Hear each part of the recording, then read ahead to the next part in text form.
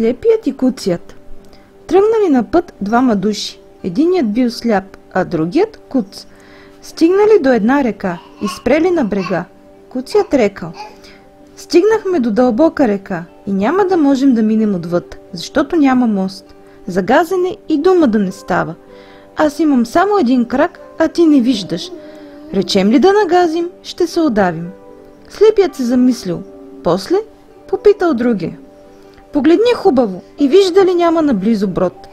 Брод има долу, при завоя на реката, но там водата е бърза и трябва два здрави крака.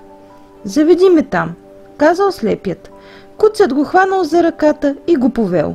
Когато стигнали до речния брод, слепия рекал: аз имам два здрави крака, а ти имаш две здрави очи. Качи се на гърба ми и казвай къде да стъпвам. Аз ще те пренеса през реката. Речено сторено. С съгласие и взаимна помощ, слепият и куция прегазили водата и продължили по своя път.